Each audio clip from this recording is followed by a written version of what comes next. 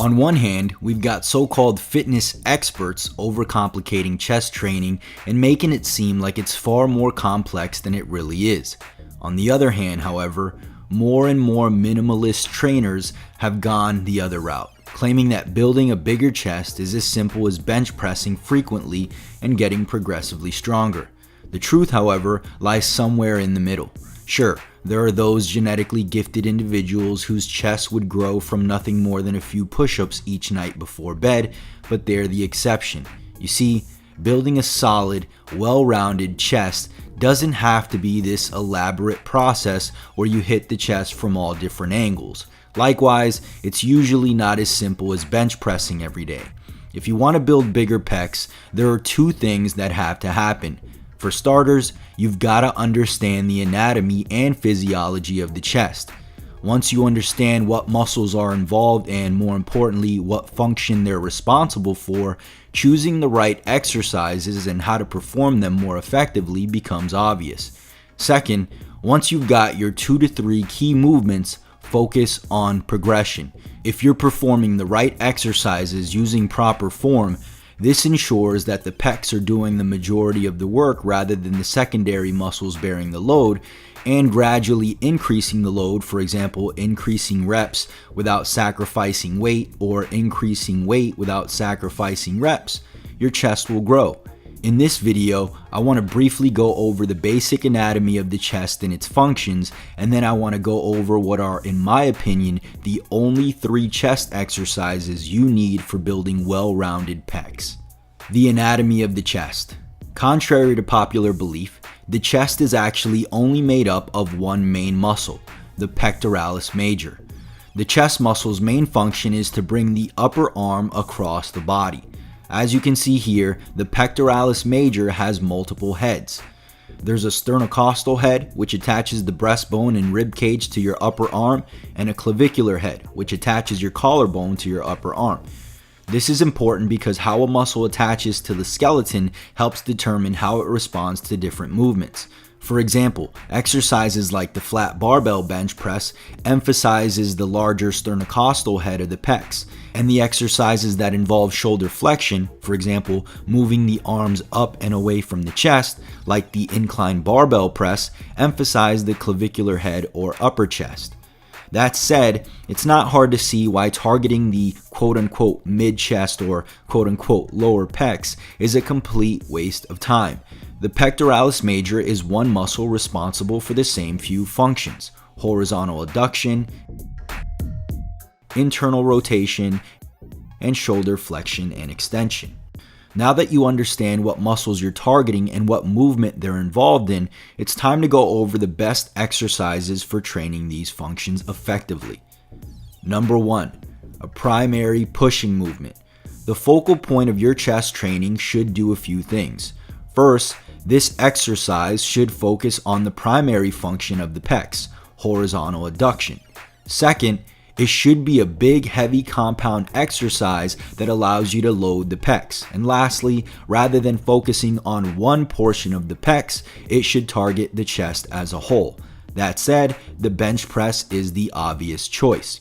A study published in the Journal of Interventional Medicine and Applied Science found that benching 3 days per week, Monday, Wednesday, and Friday, with no chest isolation exercises increased both chest thickness and 1 rep max by 50% on average. The chest gains the subjects experience were directly associated with a stronger bench press.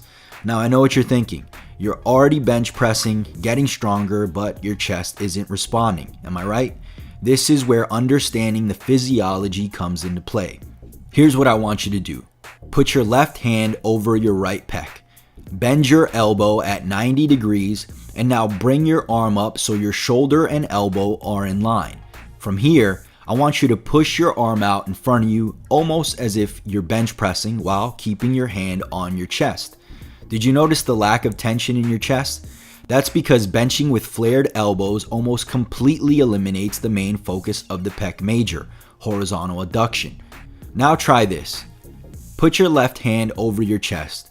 bend your elbow at 90 degrees, but this time, instead of bringing your arm up to the point your shoulder and elbow are in line, stop midway with your elbow closer to your body. From here, with your hand still on your chest, push your arm out as if you're bench pressing. Did you notice the huge difference? This simple change in how you perform the bench press alone will make a huge difference in the development of your pecs. Not sure if you're tucking your elbows too much or too little? First, make sure your wrist and elbows are in line when gripping the bar. Second, bring the bar down right below the nipple line. If you can accomplish those two things, you're likely keeping your elbows in a safe position while also putting more tension on the pecs than the shoulders. If you're already bench pressing frequently, using proper form and getting stronger, fear not. There are still 2 more movements you should be implementing. Number 2, the clavicular head. Although the bench press does a great job at distributing tension among the entire chest, the research is clear that the inclined bench press activates the upper chest better than the flat bench. This is why I recommend that everyone include an exercise that prioritizes shoulder flexion when pushing to ensure stimulating the upper chest sufficiently. This exercise should focus primarily on the upper chest and include a good deal of horizontal adduction, getting the humerus across the body.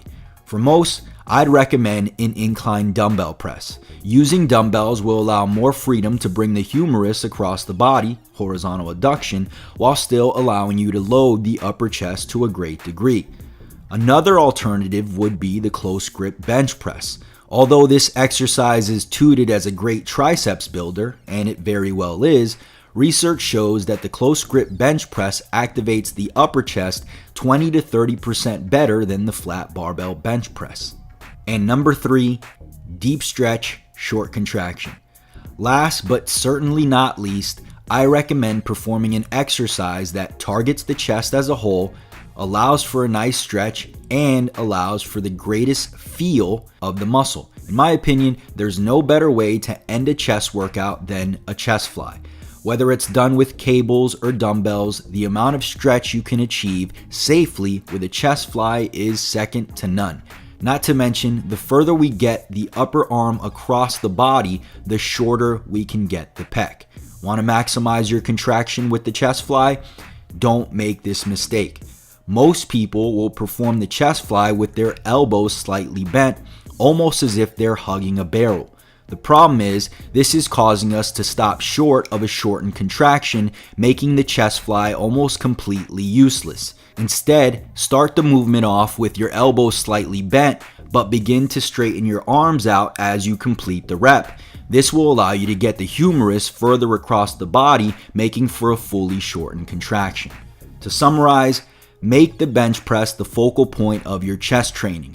Load the bar up and aim to get as strong as possible.